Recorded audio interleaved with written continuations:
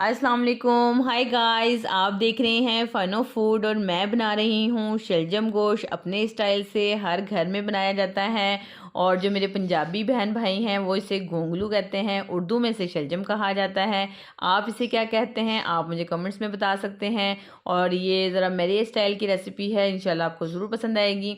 और रेसिपी पसंद आए तो इसे लाइक ज़रूर कर दिया करें और अगर चैनल पर नए हैं तो चैनल को सब्सक्राइब भी किया करें। तो बिस्मिल्लाहिर्रहमानिर्रहीम। यहाँ पे हमने लेना है 1 कप ऑयल और इसके साथ ही ये देखें मैंने गोश्त लिया है बीफ का। आप इसकी जगह मटन या चिकन भी ले सकते हैं। बस इस चीज़ का ख्याल रखना है कि गोश्त चिकना होना चाहिए। तो ये डकरी वाला गोश्त है, 750 ग्राम मैंने गोश्त लिया है यहाँ पर। और इसको थोड़ा सा फ्राई करेंगे और साथ ही इसमें डाल देंगे अदरक लहसुन का पेस्ट। अदरक लहसुन के पेस्ट के साथ गोश्त को इतना फ्राई करना है कि जो अदरक लहसुन का पानी है, गोश्त के अंदर जो पानी होता है या खून वगैरह होता है वो ड्राई हो जाए। और उसके बाद आपने इसमें डाल देनी है 1 बड़े साइज़ की प्याज और 3 से 4 टमाटर। इस तरह टॉप ऊपर से कट करके साबुत ही टमाटर आप इसके अंदर डाल दें। और साथ ही अब इसमें डाल देंगे मसाले। तो मैं डालूंगी इसके अंदर नमक 1 टेबल स्पून, हल्दी जाएगी इसके अंदर 1 टीस्पून, और जो पाउडर लाल मिर्च है ये भी 1 टेबल स्पून, और कुटी हुई लाल मिर्ची भी 1 टेबल स्पून। धनिया पाउडर मैंने डाला है इसके अंदर 1 टेबल स्पून। बस ये वही रेगुलर मसाले हैं वो आपने डालने हैं। मिर्चें थोड़ी सी ज़्यादा जाएंगी क्योंकि जो शलजम होते हैं ना इसका जो फ्लेवर होता है थोड़ा सा मिठास की तरफ होता है, तो इसको खूब चटपटा सा बनाना है इसमें। और दूसरा टमाटर साबुत डालने का रीज़न ये है कि बड़े का गोश्त है, अक्सर खटास की वजह से टमाटरों की जो खटास होती है ना तो ये गलता नहीं है, तो आपने साबुत ही डाल देना है। गोश्त भी गल जाएगा, टमाटर भी गल जाएंगे और बाद में मैंने मैश कर देंगे। इसमें मैंने डाला है 1 गिलास पानी। पानी आपने ज़्यादा नहीं डालना क्योंकि शलजम भी हम इसके साथ ही डाल देंगे, शलजम भी अपना पानी छोड़ेंगे। तो बस आपने हिसाब से इसके अंदर पानी डालना है और बस इसे अच्छे से मिक्स कर देते हैं। अक्सर यहाँ पे ये गलती होती है कि हम गोश्त को पहले गला लेते हैं, भून लेते हैं, उसके बाद शलजम डालते हैं, फिर शलजम भी अपना पानी छोड़ देते हैं जिसकी वजह से गोश्त जो है वो ज़्यादा गल जाता है और उसके बाद वो उसकी जो बोटियाँ हैं वो टूटना शुरू हो जाती हैं। तो ये देखिए मैंने इकट्ठा ही इसके अंदर डाल दिया है, साथ साथ मैं इसको पका रही हूँ। गोश्त अभी इतना अच्छा नहीं गला है लेकिन जो शलजम है वो अब गलना शुरू हो गए हैं।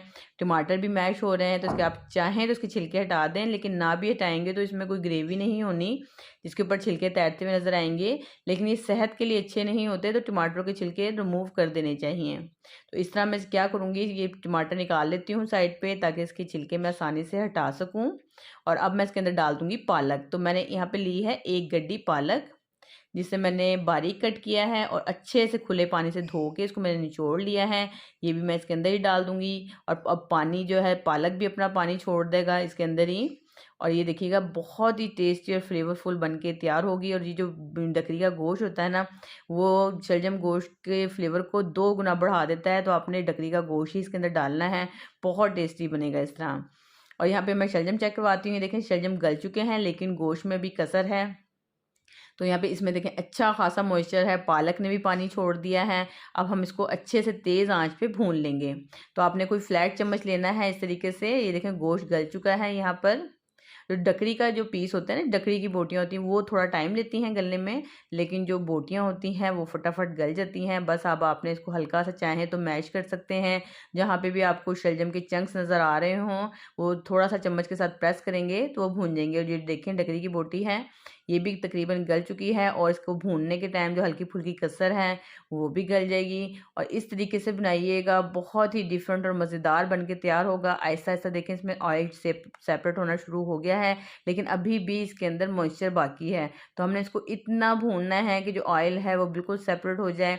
और जब ये भुनने पे आए ना उस पॉइंट पे आपने डालना है ये सीक्रेट इंग्रेडिएंट्स, अक्सर लोग इसको डालते हैं, यानी कि 1 टेबल स्पून आपने डालनी है चीनी।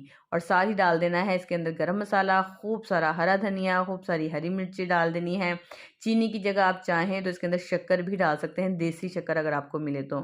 इससे मिठास नहीं आती, लेकिन ये है कि अक्सर जो गोंगलू या शलजम जो होते हैं ना इसके अंदर एक तलखी होती है तो वो उससे ख़त्म हो जाती है और इससे बहुत अच्छा इसका फ्लेवर आता है। ठीक है, अब ऑयल और देखें सेपरेट हो रहा है आहिस्ता आहिस्ता इस तरह से। ये देखें ऑयल इसमें जो अब बबल्स उठ रहे हैं ना उसके अंदर से ऑयल रिस रहा है, इसका मतलब है ये अच्छे से भुन चुके हैं। तो आपने खूब अच्छे से इसकी भुनाई कर लेनी है और जो खुशबू है ना वो तो आपकी भूख बढ़ा देगी। ये इतने टेस्टी बन के तैयार होते हैं। और इस तरीके से शलजम जो मेरे घर में तो चावलों के साथ बहुत ज़्यादा मज़े से खाए जाते हैं। आप इसे चावल से खा सकते हैं, रोटी से खा सकते हैं, और ये आप किस तरह पसंद करते हैं ये भी मुझे कमेंट्स में बता सकते हैं। आप मुझे कहाँ से वॉच करते हैं आप मुझे ये भी मेंशन किया करें, और रेसिपी पसंद आए इसे लाइक करें, शेयर करें, चैनल पर नए हैं चैनल को सब्सक्राइब भी करें, बेल आइकन को भी प्रेस किया करें। और नेक्स्ट वीडियो तक के लिए मुझे दें इजाज़त। अल्लाह हाफिज़, बाय बाय।